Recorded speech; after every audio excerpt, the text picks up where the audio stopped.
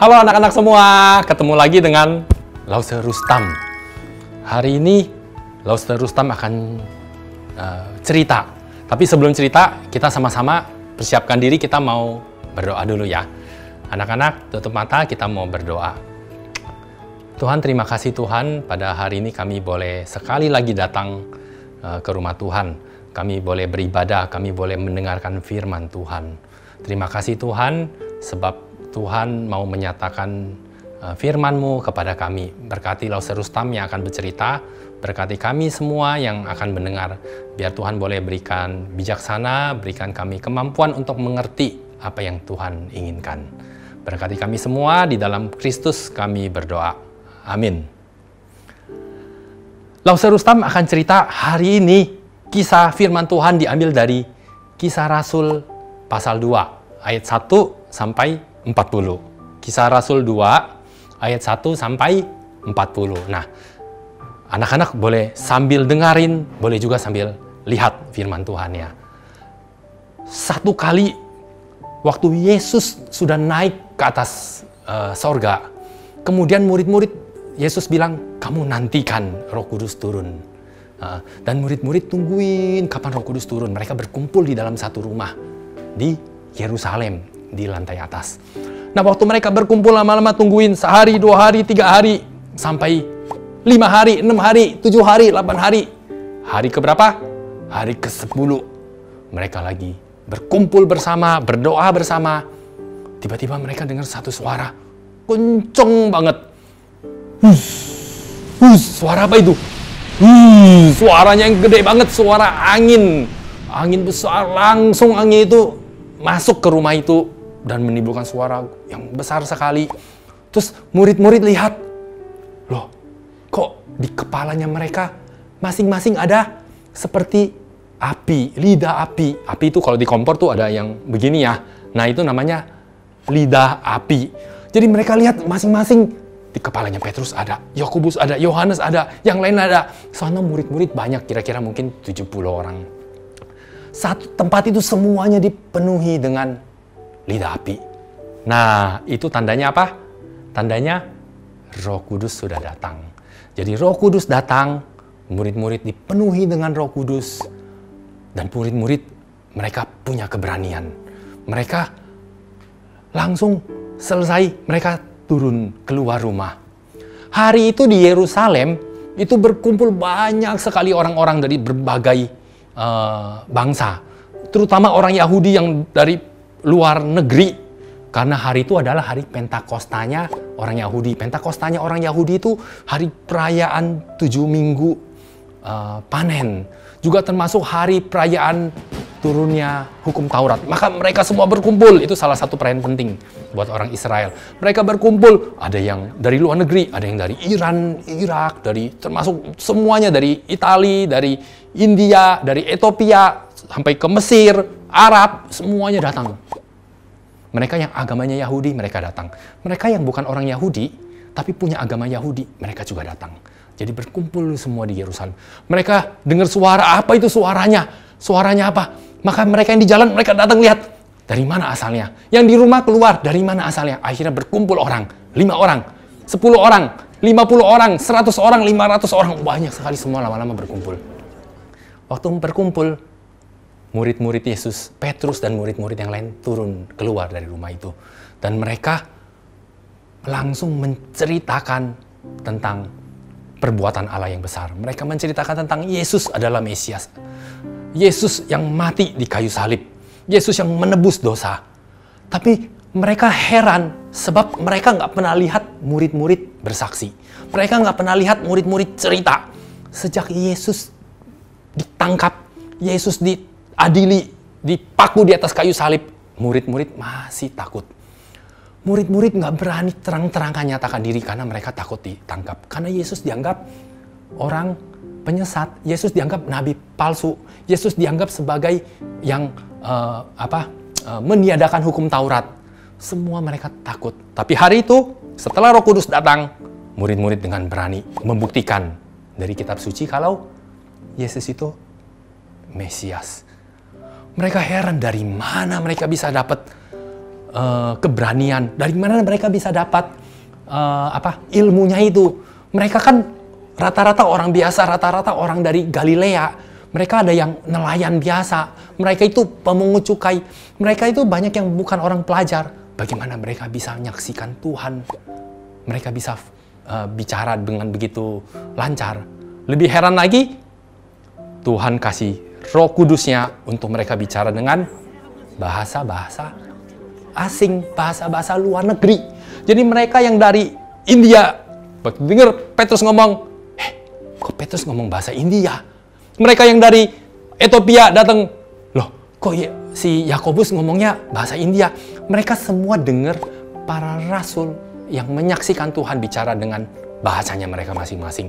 Mereka makin heran, ini bukan orang pelajar, tapi bisa bahasa asing. Ini apa? Kenapa bisa demikian? Maka ada orang di sana yang mereka lagi mabok.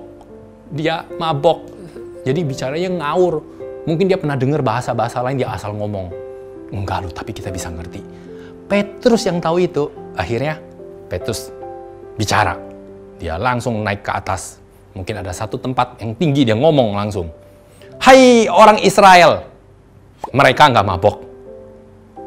Mereka itu penuh dengan Roh Kudus. Hari ini Roh Kudus sudah turun. Tuhan pernah nyatakan itu di dalam kitab Yoel, kitab Yoel. Tuhan bilang apa? Pada hari ini aku akan mencurahkan, hari-hari terakhir aku akan mencurahkan Rohku ke atas semua orang. Maka anakmu yang laki-laki dan anakmu yang perempuan akan bisa bernubuat, akan bisa bicarakan suara Tuhan. Aku akan curahkan Rohku sehingga mereka orang tua dan orang muda akan dapat mimpi. Juga kepada hambaku laki-laki dan perempuan, hamba itu budak ya waktu itu ya. Dan mereka juga akan dapat penglihatan dari Tuhan. Mereka bisa nyatakan kehendak Tuhan.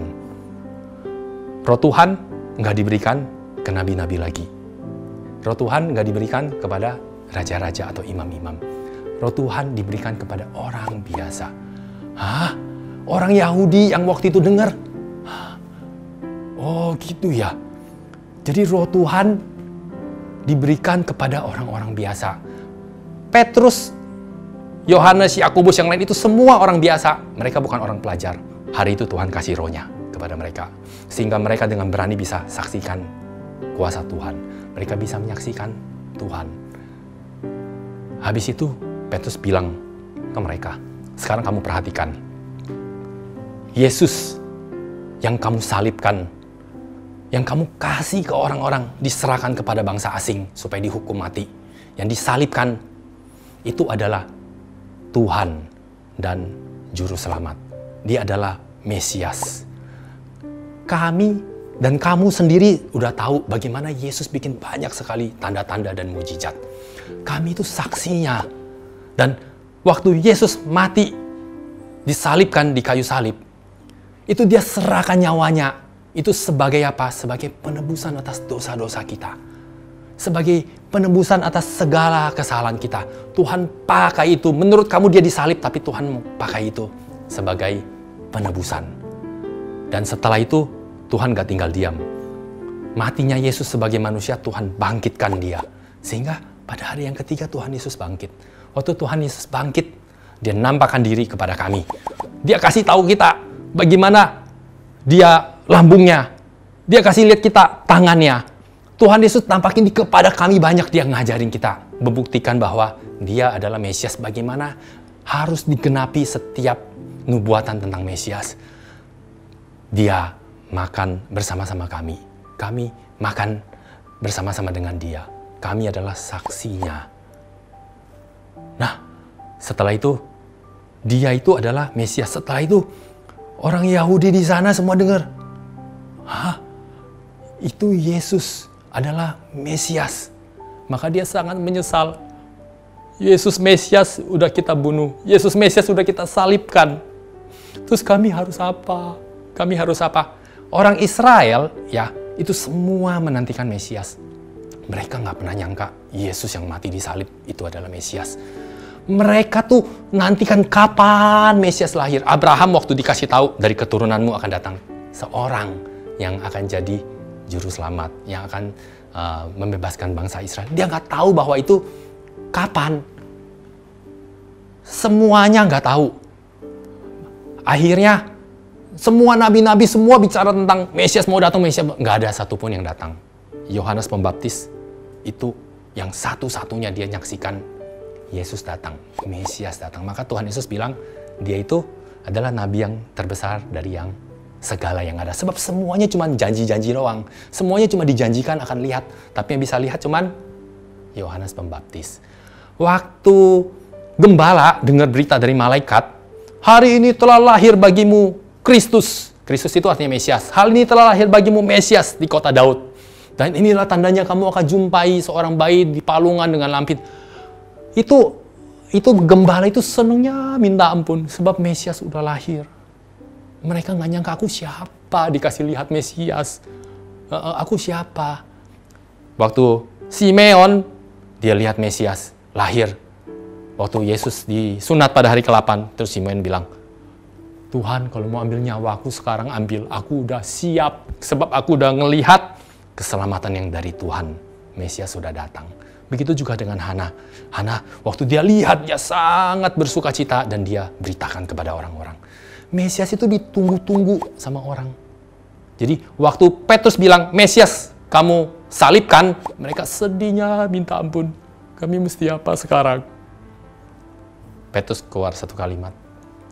Berilah dirimu, bertobatlah dan berilah dirimu dibaptis. Maka kamu akan terima karunia roh. Kamu akan terima roh yang sama seperti yang telah kami terima pada hari ini.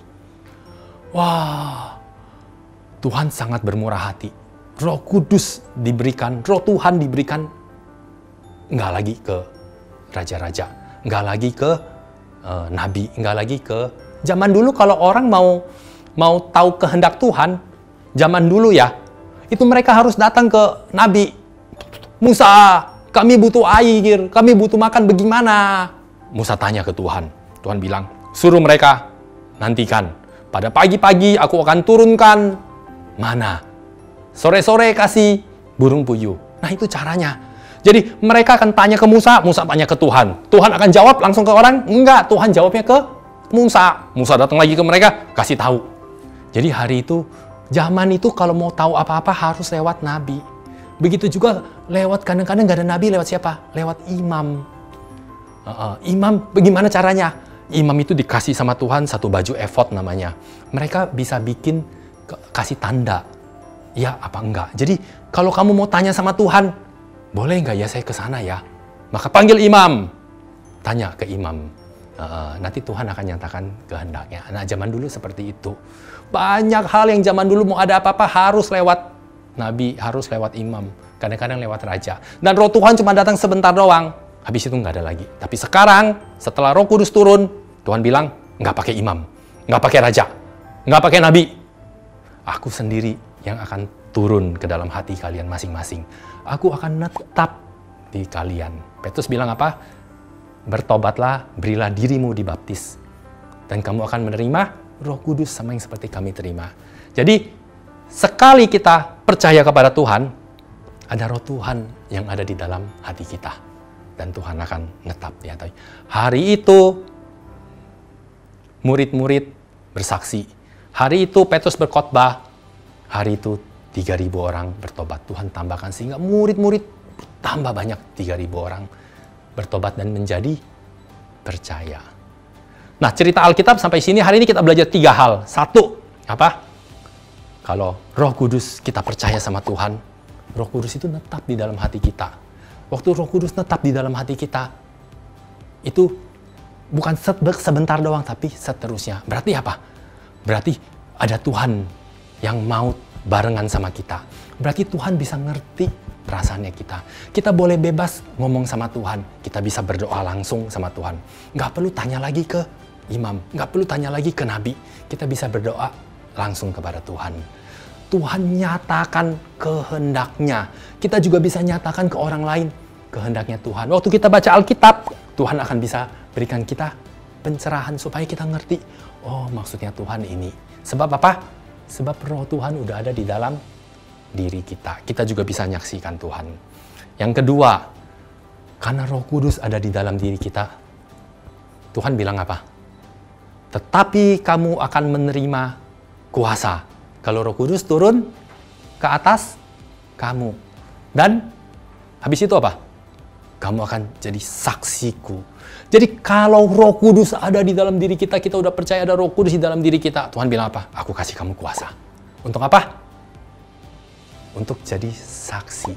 Jadi kalau Tuhan kasih murid-murid Roh Kudus, terus Tuhan kasih mereka kuasa untuk kabarkan Injil dengan berani, padahal sebelumnya mereka takut.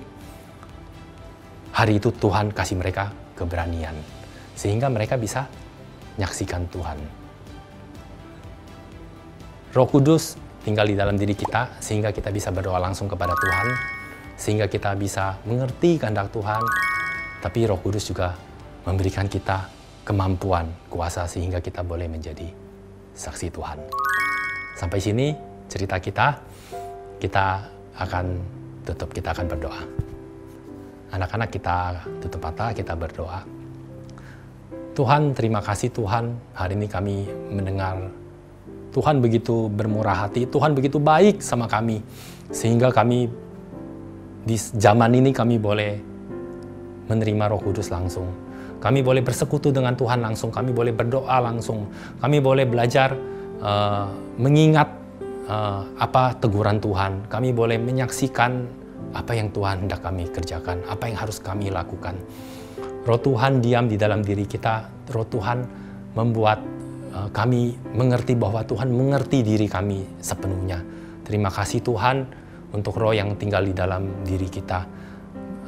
Berikan kami kemampuan sehingga kami boleh tetap setia, kami boleh belajar untuk menyaksikan Tuhan. Terima kasih Tuhan, di dalam nama Tuhan Yesus kami berdoa. Amin. Sampai ketemu lagi anak-anak. Bye-bye.